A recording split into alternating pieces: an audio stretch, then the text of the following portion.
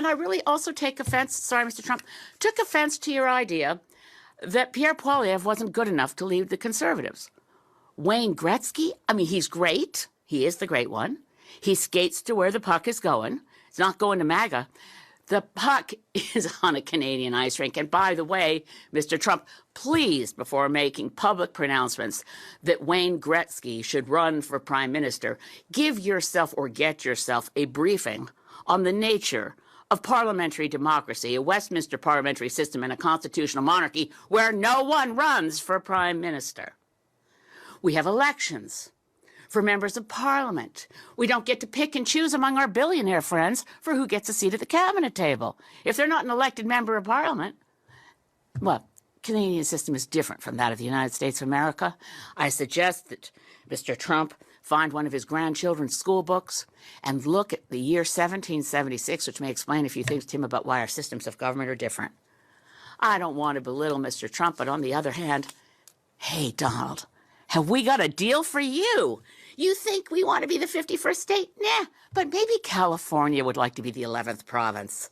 How about it? California, Oregon, Washington, you've got geography in common with us. And not only that, we've already got a carbon trading system between California and Quebec. We've got some strong alliances on our west coast from British Columbia. There's been a lot of academic papers on the idea of Cascadia.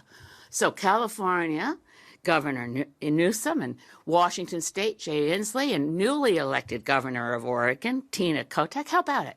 Want to put a referendum to your citizens? Because this is what you deal. Have we got a deal for you? This is what you get. Free health care.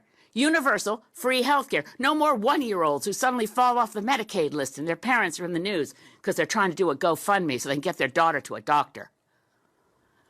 Universal free health care. And guess what? Those gun laws that your Congress is too afraid to pass because of the national gun lobby, we already got our strict gun laws. That's why we have the safest streets around the world, or at least in the United States, by the way, the most recent stats, 5.9 out of every 100,000 people is killed in a fatal gun incident versus 0.88 per 100,000 in Canada. That's because we have strict gun laws.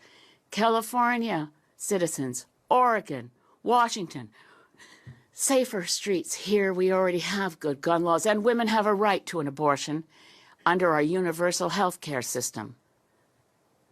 But, you know, we don't have to stop there. Donald, think about it. You could get rid of all these states that always vote Democrat. You know what else will take Bernie Sanders off your hands? Proud new Canadian citizen of the great province of Vermont. Vermont, New Hampshire, Maine. We'd love to see you. Our maritime provinces already have deep, deep links and ties. Well, enough kidding around. But honestly, President Trump, get used to it. Canada is a sovereign nation full of, guess what, proud Canadians. We're not jingoistic. We don't boast a lot. That's one of the things we kind of have in common with Jimmy Carter. We're not a big nation for braggarts and bullies. We actually like to think we're of service in the world. We could do better. We can always do better. But we love our country. And it's a country. It's a nation. And we do not aspire to be a 51st state. So let's not hear that anymore. If it was a joke, it was never funny, and it ends now. Thanks.